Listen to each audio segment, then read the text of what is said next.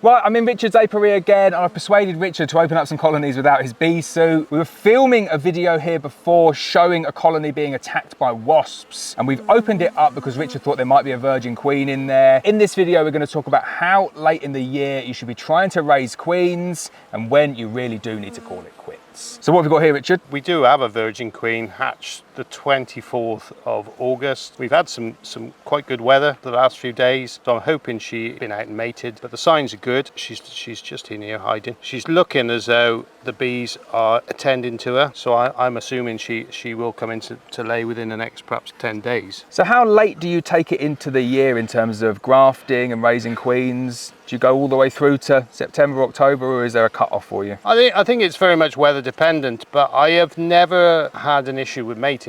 I mean, I do go to great lengths to make sure there's sufficient drones, and to keep sufficient drones in an apiary late on into the year becomes very, very difficult. The risk of robbing is probably the worst thing for mating nukes. So I wouldn't take anything under a 3-frame BS honeybee ram-packed full of bees to put with a virgin queen, because you know the stronger hives within that apiary will rob that out. I think that's a really important point to make, and you can see the robbing kind of continuing and getting worse, so we're going to speed this video up a little bit. But using like little mini mating nukes is fine in May and June, isn't it, when there's no wasps around? But trying to do that late in the year, the wasps will just take them out. So what, you use 3 national frames in a BS honeybee's nuke. And do you think they're going to be able to cope with this wasp pressure? It's quite extreme. Yeah, I'm probably going to shut this entrance for a day to give these bees a chance to just work things out and then reopen. And sometimes that works. Sometimes it doesn't. At that point, it's probably a move to another apiary would be the only thing that would sort this out. And what are your thoughts on trapping wasps? Like, are you one for trapping them, putting traps up in the apiary? I don't do anything in terms of trapping wasps. I don't kill wasp nests. I just think that we just deal with the problem, but not in an invasive way. I mean, wasps do a lot of good. If you look at aphids on plants and stuff like that. So I just think we work with what we got, really. So if you had to give like a firm cut-off date for doing your last grafts of the year, assuming you're just in kind of like an average year, when would you say would be the last grafts that you run each year?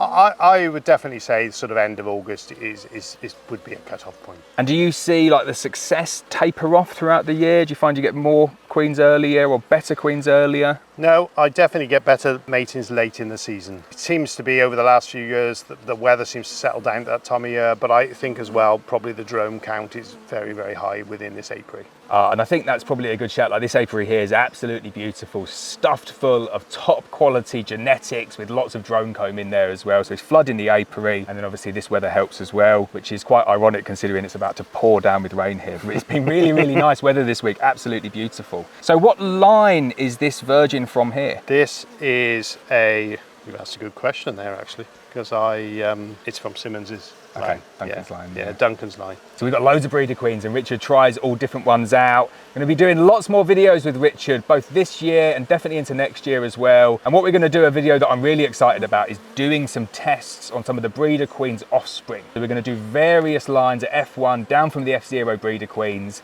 and then we're going to assess them, and we're going to run that on our YouTube channel. So this is, I would say, still a virgin queen, because they're not matured for at least 10 days after hatching. So she hopefully will go out and fly within the next couple of days, which the weather is looking very, very good. Get closer.